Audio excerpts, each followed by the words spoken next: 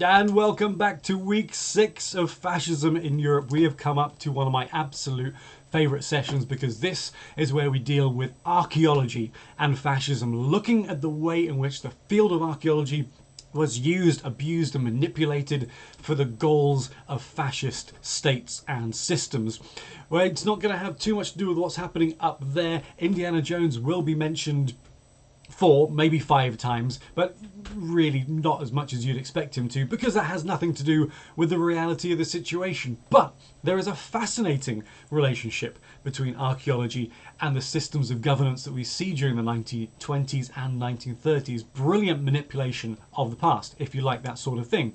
At the same time, we're going to resume our search for Mew and Mewtwo cards in these unified mind packs. I've only got about 6 of these left, so not that many opportunities left for us to pull those 2 remaining rare Mew and Mewtwo cards, but we'll see what happens today. I've got a pack open and ready to go because I've had a couple of takes at this already. I don't know what's in this pack, but we are ready to roll. So what are we looking at in this course today? Well, it's very much about the... Oh, cool, Misty's favour. That's nice. If we get that shiny, that'd be cool.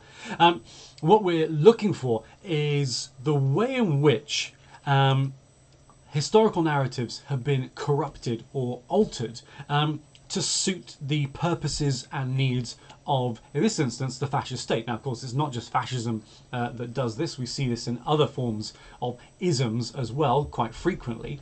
But fascism has a particular preoccupation with the past. And you can see here Mussolini actively involved in smashing to pieces parts of Italy's historic landscape. Parts of the landscape that didn't fit the agenda of the time.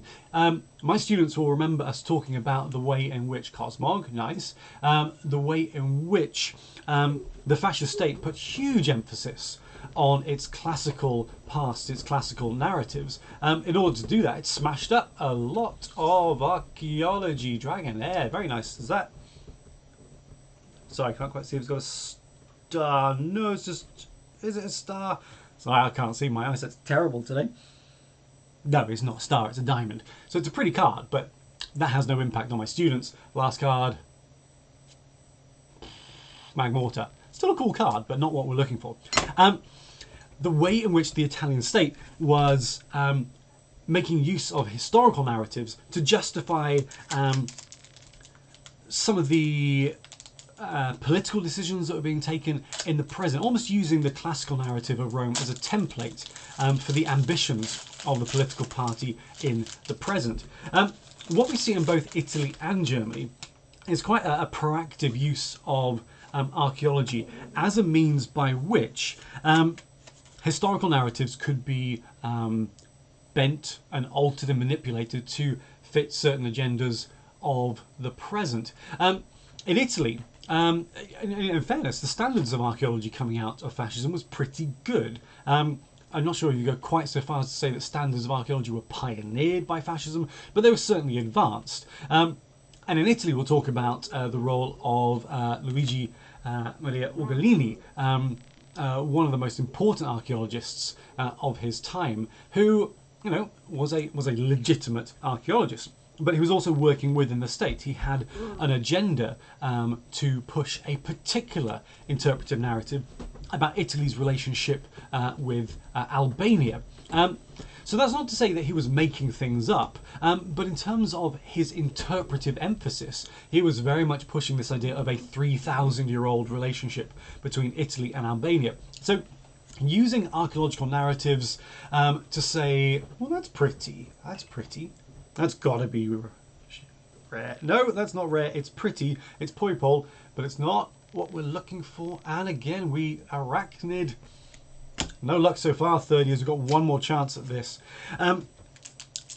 You know, the 3,000-year relationship between Italy and Albania was legitimate, but it was being developed to justify Italian political influence and intervention in the modern Albanian state.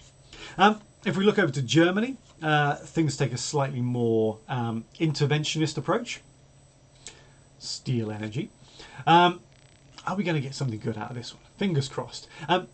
In Germany, we see far more overt manipulation of historical narratives. There we just see the fabrication of archaeological interpretation.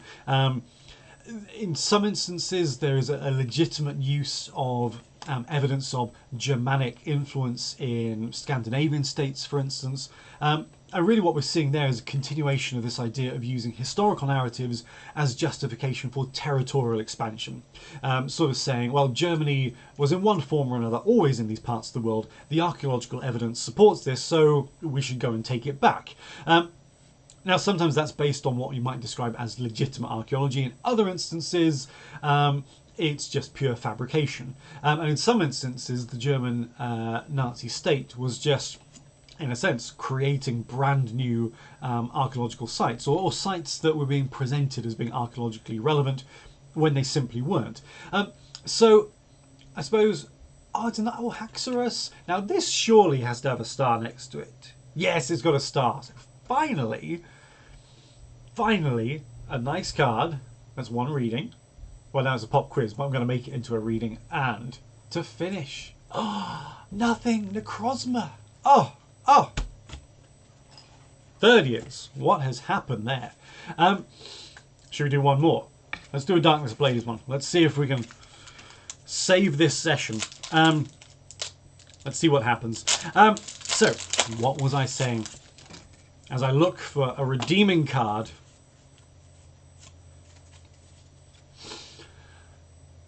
Knowledge is constructed. Okay? It is very rarely something that is established without some sort of bias or some sort of framework that is shaping, directing and influencing it.